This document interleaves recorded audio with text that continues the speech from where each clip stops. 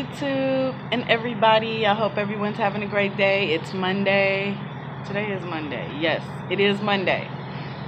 It's about 6:30 in the evening. I am at a rest stop in South Carolina. I picked up a load in North Carolina and I drop it tomorrow at 1 p.m. But I'm actually going to probably leave this rest stop at about 3 a.m. The receiver that I'm going to, they have overnight parking available, but I actually had to drive like 16 minutes over my hours of service to get here.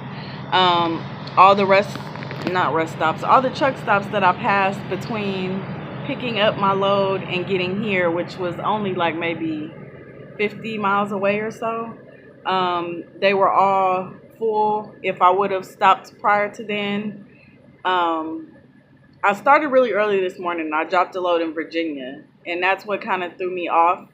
But if I would have stopped and tried to take a break, then I wouldn't have been able to pick my load that I did pick up. I wouldn't have got there on time. So I kept going, and I was just kind of hoping that I would come to like a rest stop or a truck stop that wasn't full already or something like that before I ran out of time. And I was just shy of my clock, so I went 16 minutes over, but I did leave a remark. So hopefully if I do get stopped at a way station or something, and I'm like 60 pounds under my 34,000 on my back axle, so I'm like right at the threshold. But I've had to go through 2 way stations to get where I'm at right now after picking up that load, and they both gave me the green light, so I think I'm good to go. I only have like 115 miles to go before I get to my receivers tomorrow. It was a really quick load, but I know you guys probably don't care about any of that because so many people have been emailing me, texting me, leaving comments on different videos asking where my video is, how I'm doing, where's my video showing you guys my truck, and I haven't made it yet. I need to make it. I want to make it like during the day just to make it easier to see in and stuff. Like when I mean, there's nothing special. It's a truck. It is what it is. I mean, at the end of the day, but I definitely want to show you guys. I don't have everything set up the way I want to, but I did like buy my fridge. I have my microwave. There's like a little cabinet that the microwave sits in the style that I have. And then like there's a huge space for a fridge. So I did go buy a fridge. But when I left Missouri, I made the last video I posted, I made on a Monday. Then Tuesday morning, I got a load going to Pennsylvania, and it had to be picked up at the Kraft Cheese Caves. Like that was a mile from the Springfield terminal. So I went straight there, picked it up. Like there was really no time, and I kind of wasn't prepared for there to be no time between me going and talking to the dispatcher and getting a load out of the yard and me actually picking it up. So I was going to kind of like spend an hour or whatever trying to make my video, trying to give you guys a tour of it and show the outside like while it was still clean after it freshly got washed. But as soon as I went to see him, like there was a load that needed to be picked up right away. So I didn't have any like time. And since I left the yard, I've been literally running. I've been like it's been going very well. My dispatcher is really cool. I haven't had to really talk to him too much, other than I didn't get paid that one Saturday, but when I was still company that I spent at the what's it called, Red Roof Inn, I think I had the APU issues with my company truck.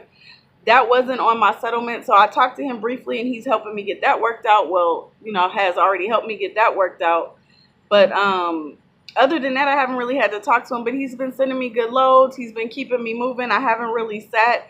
The most I've sat at all since I've left the terminal was this morning. I sat for like an hour and a half waiting for the load that I just picked up today.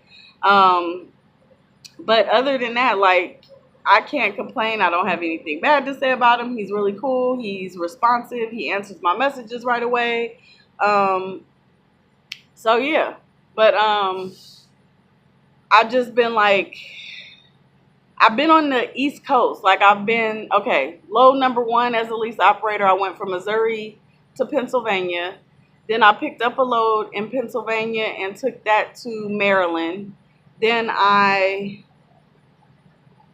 deadheaded from where I dropped that load in Maryland to Virginia, picked up a load in Virginia and dropped it in Virginia, like from one end of Virginia to the other end of Virginia.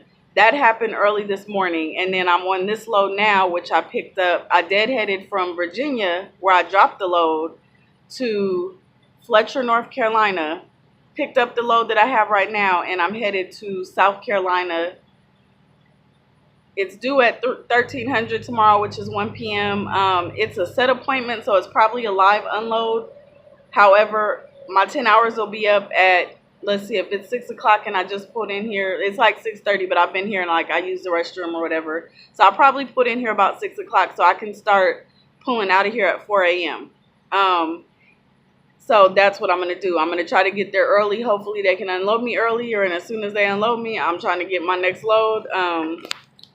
My dispatcher is really good about sending me pre-plans. Like before I even get to my destination, he sends me a pre-plan, so I kind of already know where I'm going before I even drop the load that I'm currently on. That's how it's kind of been working. I've only had one weekend dispatcher so far because I've only been out here as a lease driver for one weekend, which is the weekend that just passed, and that guy was really cool. I talked to him like once, I think, because one of the loads I picked up in Pennsylvania, it was literally one pallet of chocolate chip cookies for Dryer's ice cream. But the bill said it was like picked up on 6/11, and I'm like, no, it's 6. I think it was like 6/15 then or something. Like that's the day I had picked up. So I had called in to like make sure, like, do I need to have them reprint these bills or what? Because I never seen where the dates were off like that. But he was like, no, it's good. So, but he was really cool. Usually the weekend guys, like people say they suck or they're rude or whatever. But my guy, I think his name was Josh. He was really cool. And very patient. Like he wasn't trying to rush me off the phone or anything. And my regular guy is really patient as well. Everybody says he's really smart. He's one of the younger dispatchers, but I don't know what young means. Young is relative to, I guess, who's telling you that they're young.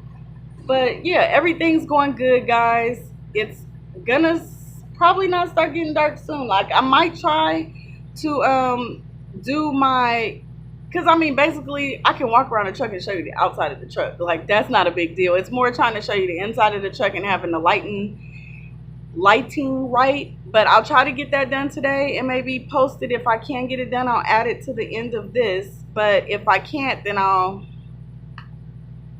do another video. Like I don't even know like when I would be able to stop, because when I stop I'm like so tired. And for a couple days after I left the yard, it's like going through the lease process and the checklist and like making sure everything happens. And once you have, it's like nothing major because the truck is so new, there's not a lot of stuff that needs to be fixed, but there's like little things like have detail do this or have them do that, or like fix like the little tear in the seat, which they did fix, by the way. Like they just put not a seat cover on the seat, but they actually pulled off the upholstery and reupholstered it with a better, what I like more, just because it's more durable than the leather part on the sides or whatever. But yeah, so it was so many little things to make sure it got done, an appointment for this and go through this bay for this, and like so many people to talk to and then take this paper back to this person, that I didn't realize in the midst of it. But after I had actually left the terminal and like breathed and was like, okay, I actually got out, it all kind of hit me that it was like mentally draining. It really is. Not in a bad way, because like I'm happy that I went lease. It was worth it. Like so far I'm happy. I mean, now how I'll feel a month from now, I'll let you guys know a month from now. But as of right now, I don't regret my decision. I feel good about it. Everything's, ooh, it was a big bug. Everything's going good. You know, there's a few hiccups. Like what happened so far? Gosh, I can't even think. Like nothing major. Like I had one, okay, yeah, yesterday I was coming out of Virginia, I think I was in Virginia. Yes, I was in Virginia, and my Duran system, which is the system that monitors your tires on your tractor, not the trailer, but just your tractor tires, all 6 of them. You know, you have 4 behind the sleeper, and then you have the 2 dry tires that are in your engine compartment. There's a Duran system, and maybe at the end of this video I'll walk over and I'll show you guys. But there's these little things that screw onto the tire valve or the air valve or whatever it's called, the valvey thing, and that blinked, or it like gave me a warning buzzer, and it told me hot on the screen. And I actually have a picture. I'll put it up here. But so I was like, what? So of course I pulled over at a safe spot, which was on the side of the freeway. I tried to pull over at a weigh station because it happened to go off at a time where like I had just seen a sign that said weigh station a mile ahead.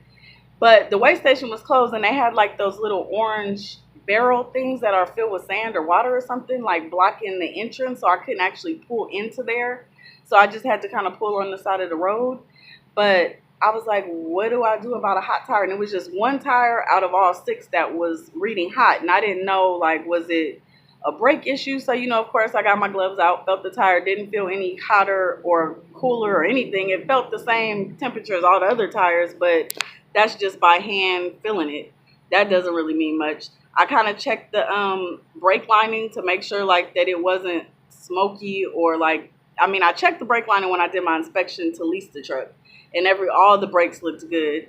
But I just wanted to make sure I didn't miss anything, and I couldn't really identify why that one tire would have been hot. So basically I just sat for maybe 20-25 minutes, and when I started the truck, I had started the truck about 10 minutes after sitting, and it still gave me that hot reading. And then I waited about another 15-20 minutes. Yeah, about 15 minutes, I think, after I started it the first time, and it didn't give me any reading at all. It was like reading as normal. So I went ahead and took off. So that was one little thing. Today, I had to do a COM data check for the first time to pay a lumper. So that wasn't really a headache because it went pretty smooth, but that was my first time doing it on my own. So I got to experience how that was. And, you know, send a macro to have my dispatcher or my fleet manager, whatever you call him. I think he's a fleet manager, to have him put the $150, which was what it cost me to get my truck unloaded at this particular receiver. And then I had to sit at a Tyson plant in Virginia when I was picking up, where was it? Temperanceville, like it had a weird name, Temperanceville, Virginia, at the Tyson plant for 12 hours. Oh my gosh. I was like, and it was hot. There was weird looking bugs like coming up to my window. So I was kind of scared to even like get out of the truck to like go to the restroom or anything, because I'm like, okay, when I get out, like, and there was dragonflies everywhere. It was just Tyson. Go figure. But like I didn't really, nothing super crazy has happened. When I was in my company truck, I used to have a lot of issues like sliding my tandems or whatever, like one pin would stay popped out. People be like, rock it. I'm like, what you mean rock it? But now I'm getting good at that. So like I haven't had any tandem issues on any of the trailers I picked up. I mean, everything has been going good. I have no complaints at all. Little things that are happening are not bad, and I'm just learning from them. Like, they're just learning experiences. So I'm enjoying my time out here. I like North Carolina and South Carolina, so it's kind of cool that I get to come back here. Virginia was cool. I got to go over that super long bridge. What's it called? Chesapeake Bay Bridge Tunnel, I think is what it's called. And it was kind of cool because, you know, in California, Northern California, we have the Bay Bridge going from Oakland to San Francisco. And so I was like, well, this is cool. But that bridge was so long. I mean, it felt like the bridge was like 20 miles. I don't know. Correct me if I'm wrong, somebody from Virginia. But it felt like I was on that bridge forever. But what I do like about that bridge versus the Bay Bridge is that the bridge is like not super high from the water. Because I'm one of those people that I'm like, okay, if I always kind of pre-think everything. So I'm always worried, like, what if the bridge, I'm always thinking of an exit strategy. I don't know if that's like an anxiety thing for me. I mean, I don't like get super freaked out. I mean, I can, but I don't. I've learned how to check that. But I'm always like, okay, every time I go across any bridge or like in an elevator or anything that like can collapse or fall, I have a thing in my head that I just start going over exit strategies. I don't talk about it out loud. I don't freak out about it. But in my head, that's what's going on. So I was like, every time I go from Oakland to San Francisco or vice versa back to Oakland, I'm always like, okay, if the bridge falls or collapse or if there's an earthquake and we fall off, I'm going to take this many seconds to unbuckle my seatbelt. And I always try to have my window partially rolled down because I know they say the pressure of water can make it hard for you to open. Obviously, the electricity wouldn't work anymore, but like for you to bang your window out or whatever. So like all of these things are always going through my head when I go over bridges. So the fact that I was going over this and like you could tell it was super long. I went over it in the morning time right as the sun was rising, and that was kind of cool because I got to actually see the like ocean and stuff like that because it was light outside. But so I could see as I was getting on the bridge, like the lights that line the bridge, I could see how far out they go and like wrap around. So I knew that this was a super long bridge, but I was like, oh, it looks like really low. The whole way pretty much was low. We went through like a tunnel or two, I think, maybe 2 tunnels. I'm not sure. I can't remember because then I went through another tunnel and over another bridge at some other point. But the Chesapeake Bay Bridge was really cool. But it was super low to the ground. So I was like, okay, my exit strategy, it didn't take me the whole time going over the bridge to like figure it out. I was like, okay, well, we're not going to fall that far into the water. We'll be okay. I'll be able to escape. The truck was empty. Yeah, the truck was full when I went over the bridge. But I was like, I can get out of this. Like, I just had my window down. The truck window's super big. Like, I can definitely fit through it. So it was cool. But I've been just enjoying the experience. I like it. So far so good. Thanks everybody for worrying about me. I wanted to make sure since it's nice outside, I have this nice little area to sit until 4 o'clock. Well, I'm going to go to sleep soon, but I just wanted to let everybody know that everything is good. And actually, now that I see this video 16 minutes, I probably will not take my little tour video, but I promise that I will do it tomorrow. Like, I will make the time tomorrow to do it. And then what I'm also going to do, we get our settlement for like our pay period ends tomorrow at 4 p.m. Central Time.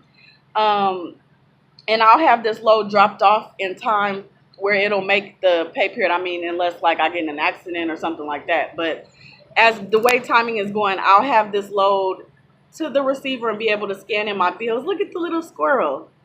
Oh, hey, squirrel. I'll be able to scan in my bills before the payroll cuts off for the week. And then on Wednesday nights, we get our settlements emailed to us. So even though we don't get paid, depending on how you get paid, come data on Thursday, or if you have it go to your bank account is Friday. But you get your settlement email so you know like what your settlement is, the breakdown and everything like that. So what I'm going to do is when I get my settlement, well, it usually comes, at least mine do, they come at like between 8 and like 11 p.m. on Wednesday night. So maybe first, because, and I'll probably be asleep. I'm still trying to follow the rule of thumb of try to stop as early in the day as possible.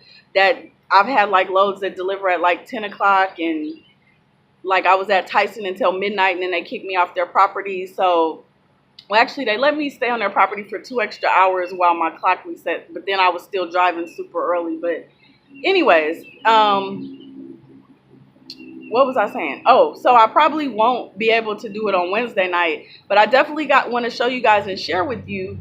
And I still don't know what I'm making. I mean, I can like add up my loads or whatever, but like out of the deductions or whatever, I'm not, I don't have a dollar amount that I'm making my first week out.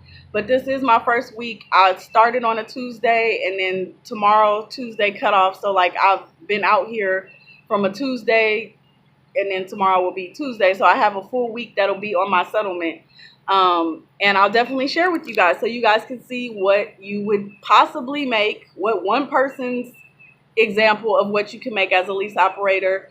I will share the paperwork. No, I'm going to do that when I do my truck tour. I'll share with you guys like the page where it shows how much I'm paying for my lease. And then I also had the girl at Success Leasing.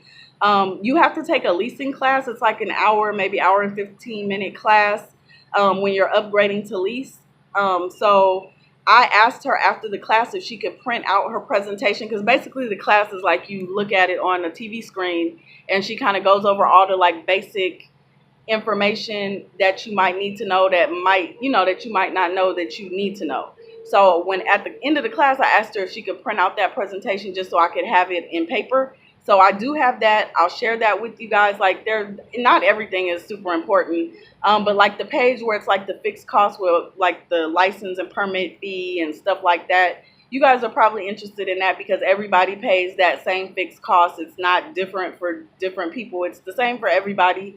So that can give you a good idea. I think somebody had asked me, like, how much do company drivers, how much is like the health benefits and the dental and all that stuff. And even though I'm not a company driver, I do believe that I saved the paperwork from when I went through orientation initially back in Utah. And the numbers everybody has told me is the same regardless of what, like, because they all use, they use the same benefit plans regardless if you go through Missouri, Piston, or Utah. So I will share that with you guys. So if anybody that's thinking about going company, you'll kind of know up front what to expect as far as how much you'll be paying for your benefits once they kick in. And I don't know if there's any other little information that I might have on paper that you guys are interested in. Let me know, because I'm a paper hoarder. I save all of the information that they give me just because I know at some point I'm going to probably want to go back and look at it. So I probably have that information. Just let me know that you want it. And also, if anybody wants copies of the pre-trip for Prime, just email me. I've been putting it in the description, my email, and just letting you know, like, shoot me an email. Let me know that you want the pre-trip, because I've actually gotten good copies of them that, like, they're legible of all 10 pages. So I've had a few people already email me and ask me for them, and I have it saved in my email draft, so I just can kind of shoot it out to you as an attachment. So if you want that, check my description box below to get my email, and just let me know you want it. And it's like a quick thing. I can email it right back to you. A few people in the past, and I've been doing this on the last few videos, has somebody asked me for a P.O. box. They wanted to like send me a pink tire gauge or something, they said. And then another person asked me if they send me a couple postcards like already filled out with the address and a stamp on them, if I get to certain states, will I mail it back to them? So absolutely, I can do that. So I've already started, like I said, in the last maybe 5 videos or so, I've put my P.O. box in the description as well. So if you are one of those people, because this was a while ago, you emailed me, those 2 people emailed me, and I don't know that I emailed you back and said like I'll do it or not, because it was a while ago. But if you're watching, that my P.O. box is down there now. So I would love your pink tire gauge, because that's my color, if you can't tell. And the postcard thing, no, I don't mind doing that at all. And I think that's everything. Trying to think if other people, my allergies just started bothering me. I'm sorry. I'm trying to think of it, because a lot of people over the last week have been emailing me, asking me stuff, and I'm trying to touch on everything. And unfortunately, I can't look at my phone to I try to screenshot questions, but I'm never good at, there is a huge ant. See, why do I always have this problem? Okay, there's none where I'm sitting. But, yeah, I don't know. But this has been 23 minutes. Sorry for taking up too much of your time just blabbing about nothing. I'm not giving you the video that you guys are waiting for, but I promise it's coming. Tomorrow will be my truck video, and Thursday will be my what I made on my first week as a lease operator at Prime Inc. video. So everybody have a wonderful night. I'm going to go back to the truck, try to eat something really quick, get some sleep. So in 10 hours, I can start driving and continue progressing towards my tiny house. Oh, I got to make that video too. That's what somebody said. Somebody suggested, I'm not going to say your name, but somebody suggested that because I have so many more subscribers than when I first explained why I'm coming into trucking, that I retell, like, why am I out here? What am I doing? Why is my YouTube page named TinyHouseDreaming? What is that about? What does that have to do with trucking? What the heck? So I need to make a video to kind of catch you guys up. I made a video. I used to be a van dweller. That's when I first started YouTube. So I think it's like episode 36 or 37 of my van dwelling journey.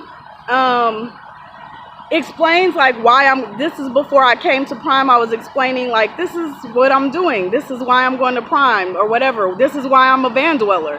But I know not everybody wants to go back down and watch it.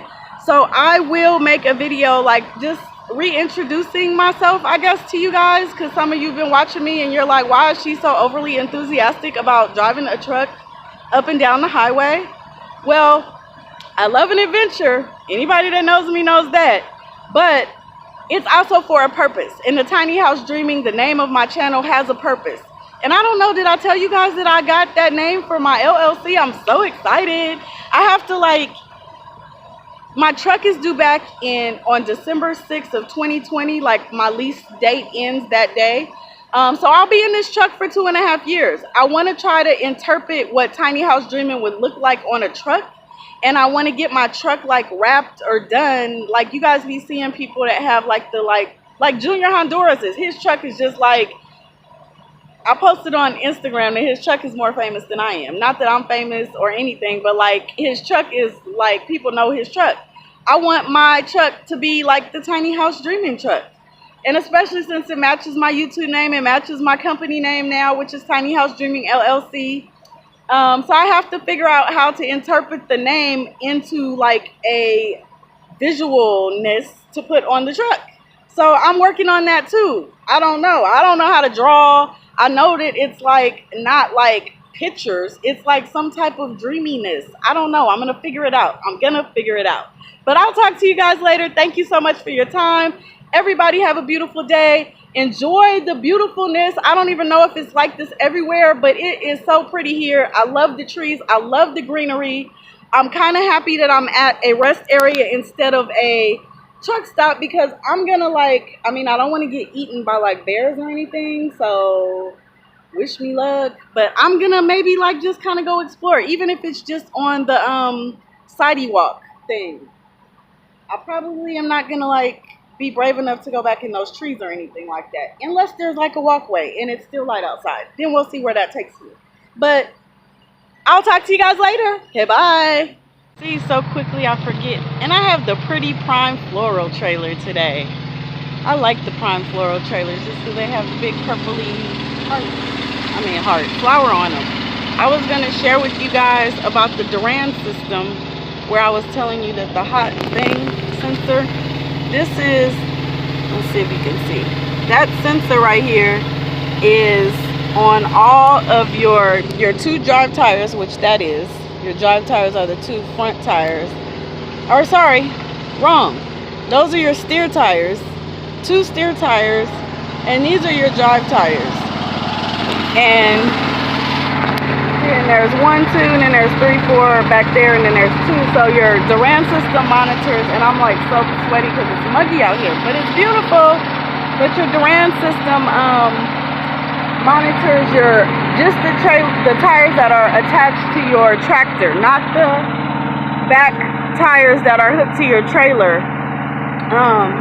But this little sensor is on all of your valves, and that's hooked to the box in your tractor that I guess I could put the picture up here again, but that I put the picture earlier of, that reads out so you can check your air pressure. It'll tell you like if your tire pressure is low. Obviously, if your tires are hot, if there's an issue going on with your tires, it's constantly monitoring your tires that are attached to your tractor.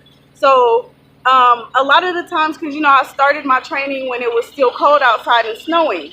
So a lot of the times when we would get up in the morning, like if we were parked where your tires are not constantly rolling, if you're parked at a truck stop or something, and then when you first start, after your tires have been sitting, you might get a low pressure reading on your Duran system. And a few people have told me the reason why that happens when you first start is because once your tires get rolling and they heat up a bit, that the air molecules, I guess, expand a bit, and it gets back to the correct tire pressure. But when you're sitting and it's cold out, your tire pressure you can get a low reading, and I guess it really is low, but it's not low to the point where you need to add air to your tires. It's just low because they've cooled down and the air molecules changed or something. I don't know. I'm not a chemist, or I think chemistry people are the ones who deal with molecules and stuff. I'm not sure. I might be sounding really stupid right now, but you guys know what I'm trying to say. But it makes sense that the air, like the molecules expand when they get warmer. And so after you start rolling a bit, like a few miles down the road, you'll notice that your low air pressure warning will go off. There's a way to silence the like beeping, and if it doesn't go off, you know, in a decent amount of short time, you might want to check into it more. But like if you are stopped and you just start rolling again and you get that low pressure reading, and especially if it's cold out or it was cold out at night or whatever, I don't necessarily think I would go to right away to add the air, because you want to make sure that you're actually rolling and that that low air pressure signal is staying there. Because if it's staying there, then you might have a problem. If it goes away after a couple miles, maybe 5-10 miles of you driving, where you're building up that warmth in your tires and getting the pressure back to where it normally would be as you're driving, then you're good. But if you see any other kind of weird message on your Duran little box, like the hot I've asked a couple people. I'm part of a group, a WhatsApp group that I can ask questions, and people that have a lot more experience than I do can help me out. But I asked them, and most people said they never seen it before. So one person told me to check my tire pressure, which I did, and the tire pressure was fine. But with that being said, by the time that the person told me to check the tire pressure, my hot reading had already cleared. Like I had sat already for the like 25 minutes or whatever, and it went away. But yeah, so like it's important to kind of pay attention to what that system is telling you, because your tires, I mean, it seems like, okay, they're just tires, but your tires, you are on this huge, and if you guys want to see the truck, here you go. Since I'm standing right in front of it, you're on this huge piece of equipment that can be up to 80,000 pounds. And so your tires are what's keeping you safely or unsafely on the road. You definitely, like, I mean, other people could say that that's like the starting point. Like if something, I mean, you know, if a tire blows or something, you can lose control over the wheel, especially if you're one of those people who drive with one hand. Depending on the situation, if it's uphill, downhill, like you definitely want to be paying attention to your tires. You want to make sure, because a lot of people are lazy, you don't do a proper pre-trip. But if you're going to do anything, like check your tires on a regular basis, at least once a day. Like just walk around your truck, including the trailer tires, and especially when you first pick the trailer up, and then when you go to drop it off, like, you know, look again at them, because God forbid that you're the one who dropped a bad trailer with like about to bust, and the next driver is just lazy and like ends up killing himself. Not that it would, you know, I mean, like just take, I'm being extra and extreme, but it can happen.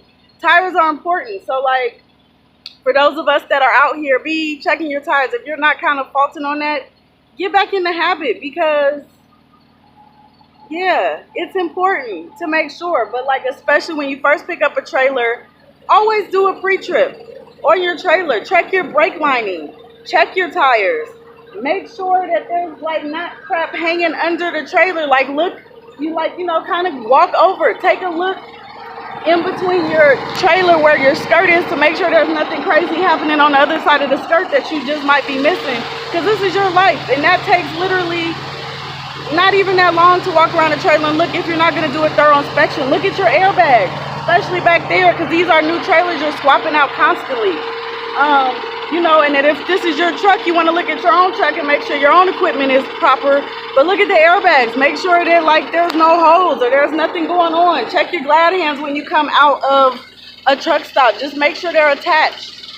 You know, little things that like just kind of glance at stuff. Don't develop bad habits I'd like to think that if you develop good habits in the very beginning, that they'll stick with you and they'll become such a like second nature part of what you do. Like you wake up in the morning, you brush your teeth, you wake up in the morning, you look at your tires, you know, like they become a part of your everyday routine, to where they don't even feel like you're doing extra anymore, because you get adapted to that's part of what you do every day. So let's practice safe driving habits, everybody, especially for you guys that are coming out here. You know, like if you're on a trainer's truck that doesn't do a pre-trip, still in the morning, that don't stop you from hopping out the truck. You know your pre-trip at that point, because you've been practicing, because you're either A, trying to pass your CDL, so you're definitely practicing your pre-trip. Get out and do it every day. Do it every morning. If you're PSD, then you're not, you know, you're not driving while your trainer sleeps. So the chances are you guys are sleeping together. They might get up and do whatever they do in the morning, make their coffee, go get their coffee, be preactive. What is the word I'm always at a loss for words. Forgive me. I'm sure you guys are used to it.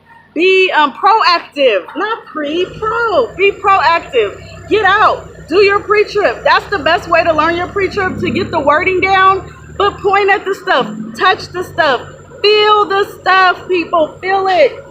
And if you feel it, you'll remember it so much easier. You'll be able to, once you know all the parts of your pre-trip, like all the components of what you're talking about, you can sit and read that paper or your flashcards if you're like me and make flashcards, but you can visualize the belt-driven alternator, the water pump, the shock absorbing things. You can visualize all of these things because you physically walked up to them and touched them at least 5-6 times. Do that. Help yourself out. And if you're in TNT, there are some lazy TNT trainers that don't do pre-trips. Even though a lot of you guys are lease drivers, you would think you would care about your truck that you're paying for every week, but they don't. Still, it's not stopping you as the student from getting out and developing those good habits when you're on your trainer's truck, because then if you like forget something, which I don't really see how you can do, or you're just not sure about something, like you know what it is, but like it's like, okay, this part looks different sometimes depending on what trailer we pick up. What you're there, you have a trainer there to ask questions. Hopefully they know. Or if they don't, they can go to somebody that knows. But start those habits in training. Develop good habits. It will follow you out here when you're here by yourself. And it is important, especially, I want to like go there and be like, if you're a girl, it's important. But it's important for everybody. Not just if you're a girl, but you get what I'm saying. I'm sorry, I'm yapping, and this video is going to be a little bit too long. But, yeah, I think I'm done. I get like excited before I go to sleep. I don't know. And I'm like sweaty and stuff. But okay, guys, have a good night. Talk to you later. Oh, does anybody use WhatsApp? Anybody? Does anybody, until like a few weeks ago, I didn't even know what that was. But does anybody even know what that is? If you use WhatsApp, tell me. Like, I'm thinking about starting a WhatsApp group for like people that might want to know about something about like coming to Prime, or maybe if you're a new driver, a rookie driver like myself, you have questions about something. I'm thinking about starting my own TinyHouseDreaming WhatsApp group. I'm already in a group, and that's how I learned about it. But I don't know, because I didn't know about WhatsApp, so maybe a lot of people don't know. I'm not sure. So if you know what that is and you use it, or would want to use it and want to be part of a group, to maybe you're like a month from coming to Prime and you like, okay, I have a lot of questions, or maybe you know you're gonna have questions. Like, I don't mind answering questions, and that would be a good platform where you could throw your question out there and other people can see it. It's like an interactive group where other people, like I guess as many people that want to be a part of the group can be a part of the group, but everybody can see everybody's questions. So if you're asking something, it might, because I always answer everybody back their emails, or if you comment or something, or some people send me Instagram messages, whatever they're called, and I answer everybody back, but other people can't see those responses, and that might be the same question, and maybe they're too shy to ask, or they just forget to send an email, but they're thinking about it. So like, I was thinking the WhatsApp group could be like a kind of cool place where you can see other people's questions, or maybe questions that you didn't even know to ask, or you had that you're like, oh yeah, I didn't think about that somebody else asked, and you can kind of get the answer, and it's just like a general forum type thing. So if you're interested in that or anything like that, or you think I should start the group, and if you would want to join, if I did, let me know, because that's something, I'm on the app anyways now every day, so I'm right there. Like, there's no reason why I couldn't be answering questions while I'm there anyway. So yeah, let me know. But have a good night, guys. I'm gonna go to bed. Yes, bye. Well, guys, I am looking for a path but can't find one. But it is so nice out here. I'm loving it. It's beautiful. I can only like imagine how far back that goes. Just like an abundance of trees, which is nice to see. Places with like lots and lots of trees where people have not come along yet and cut them down. And look at the moth. I'm kind of too scared to okay. I was gonna show you because it looked really pretty, but never mind about that because it just flew away. But it looks like people are looking at me and laughing. It looks like a piece of wood, like the bark. But okay, guys, I'm gonna keep walking. I'll talk to you later.